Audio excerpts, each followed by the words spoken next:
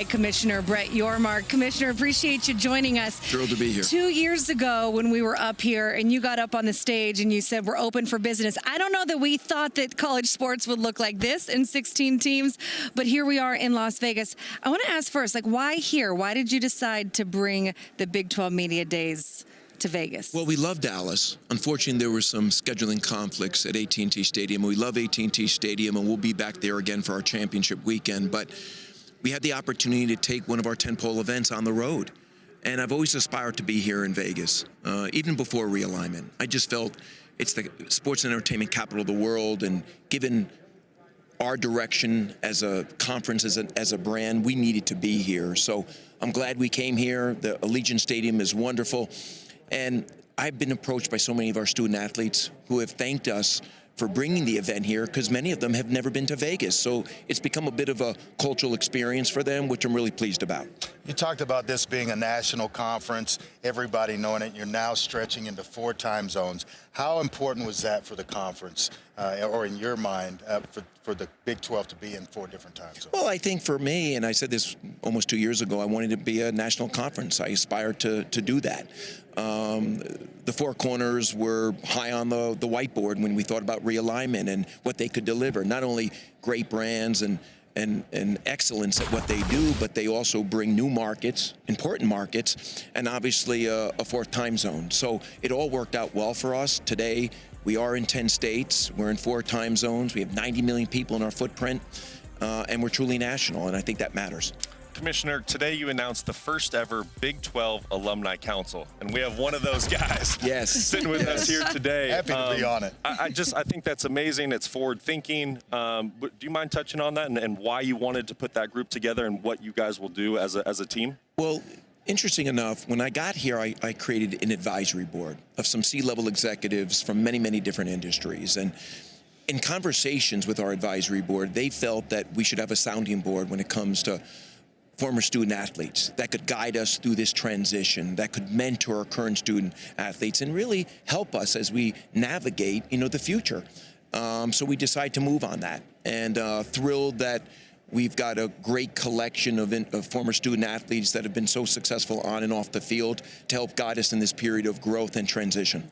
You talk about guiding. So last year you introduced the first pro day for the Big 12, and I had a chance to be at it. There was an event on the final day.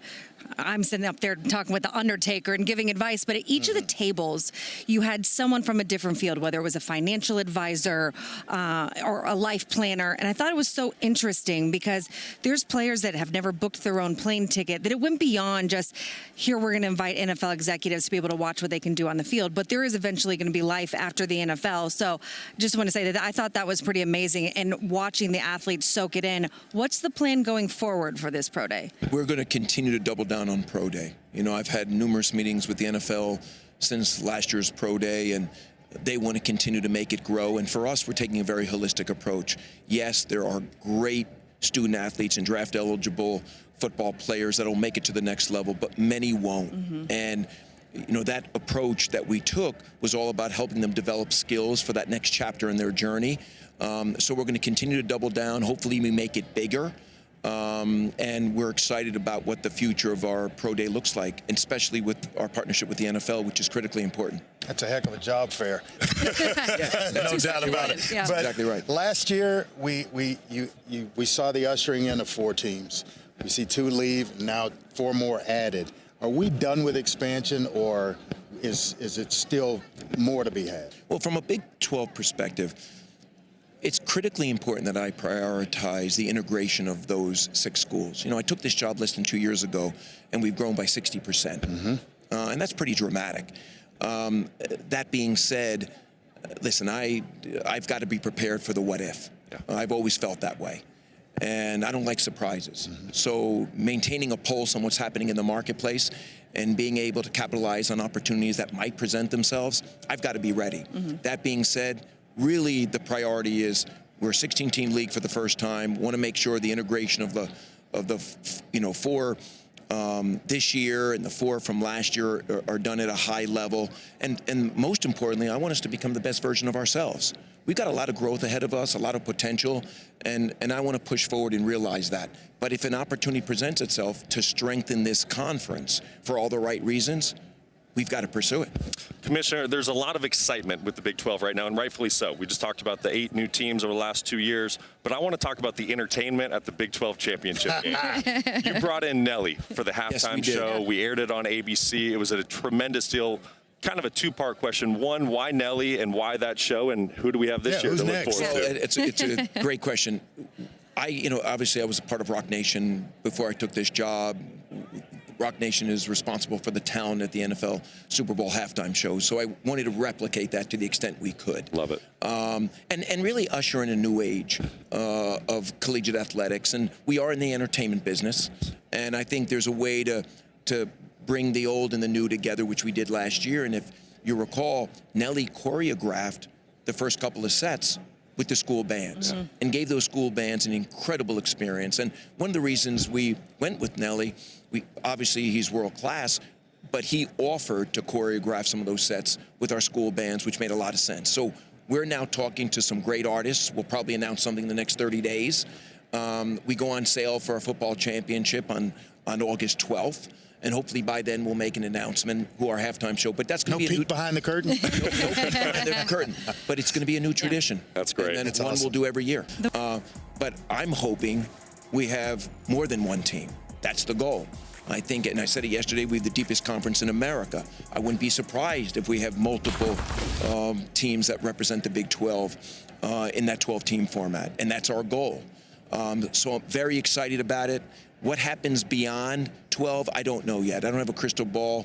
The commissioners and I are chatting about it, but I think it's critically important for us to see how 12 does, how those first-round games go, and then we can determine after that.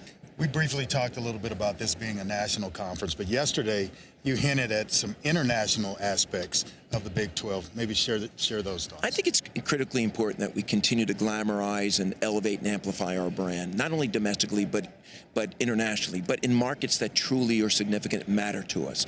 You know, Mexico City, and I've been talking about it for a while now, is a great extension of our footprint. We wanted to lead with basketball.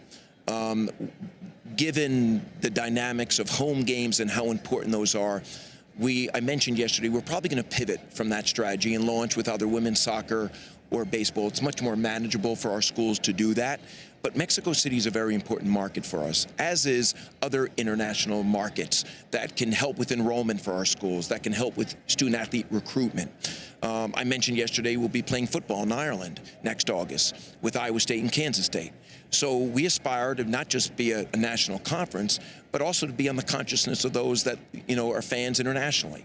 And my goal is to take us there. So to go along with the international game, since taking the commissioner seat, like you said, a little less than 2 years ago, you've been extremely proactive, innovative. What's next? What can we expect? Listen, we got a lot on our plates. I mentioned a lot of it yesterday. Yeah. Tell him to back off. You gave him Vegas. No. But we all want to know. We all want to know. Who's the halftime show? Who's coming in next? There's What's a lot going on? in the Big 12, and I think it's a very exciting time. And, you know, I did say 2 years ago, and I said again yesterday, we're open for business. It was taken a little bit out of context because it was on the heels of that first wave of realignment. But it worked. Yeah. But it worked. It was great. It worked, and candidly, open for business means we're going to explore every and all possibility to strengthen this conference. From a brand perspective, from a performance perspective, from a business perspective. And that's exactly what we're doing. And as I mentioned again yesterday, there's some big things we're exploring. We're exploring naming rights. We're going to determine if that makes sense or not. We're looking into private equity. Does that make sense or not? Patches with the officials. I'm advocating for that. Yeah. I love what the NBA did with Emirates, and I think we have an opportunity to do the same thing here and create value. So there's a lot of things we're exploring, and you know, the industry needs to, you know, forget about where we've been and think about where we're heading and make sure that we make the necessary adjustments. There are a lot of question marks about where we're heading given House versus NCAA and revenue sharing. Where are we as of today in getting that past the finish line? Well, there's a lot of steps we have to take. You know, we have to file it formally with the court, which I think we'll do in the next couple of weeks. Obviously, I'm working very closely with our ADs and our presidents on issues that haven't necessarily been resolved, whether that's roster limits or Title IX or enforcement. So there's a lot of work that needs to be done, but the framework of a deal is right there, and I'm excited about it. And that framework was put together by, the leaders in collegiate athletics, the power conferences, Charlie Baker. We showed great collaboration, and we continue to as we work through some of these outstanding issues. I want to ask one more about women's athletics. We have seen from the women's basketball tournament, volleyball, softball have reached ratings that we've never seen before, and the women's outrated the men's. How do we continue that growth for women? I know that we're here to talk about football, but in general for college athletics, like the ratings and the attendance continue to skyrise. How do we maintain that? We just got to keep the narrative out there. Got to keep it out there. Keep it top of mind. I mean, I've become a big fan of women's sports now that I'm here. I didn't experience it before, candidly, but I saw more women's basketball games last year than I did see men's. I mean, volleyball is fantastic. Softball, women's soccer. I've gone to all the events, and you're absolutely right. It's on the rise. It's why I'm so excited about the Big 12 in general, because we did get better at football. We did get better at men's and women's basketball, but we got better at the most important Olympic sports, and many of them are women. I mean, of our 25 sponsored sports, 15 are women. So we're doubling down. I mentioned yesterday, Dana Sheriff is our new VP of women's basketball. It's the first time we've had anyone in that role. Why? The game is growing. It warrants it.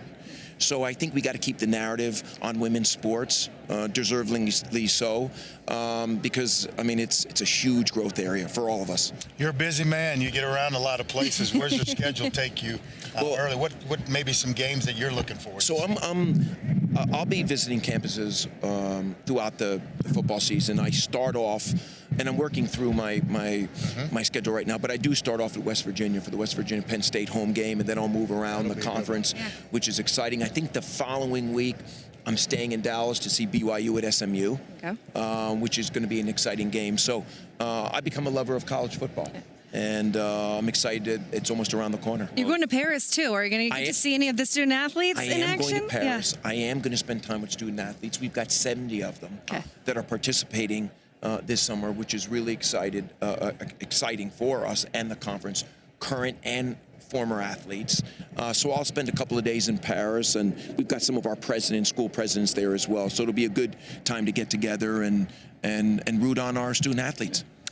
Some guys seem like it's work to be the commissioner. You seem to have this air that you give off. It's fun. Never stop. He's enjoying it. You're enjoying the heck out of all this stuff. I'm a passion guy. Yeah. And I'm very passionate about what I do. And I've said this before. I love my job. I love what it's affording me. I love interfacing with the student athletes. I love building things, and we have a chance to build something very special. Give me something. Everybody shake a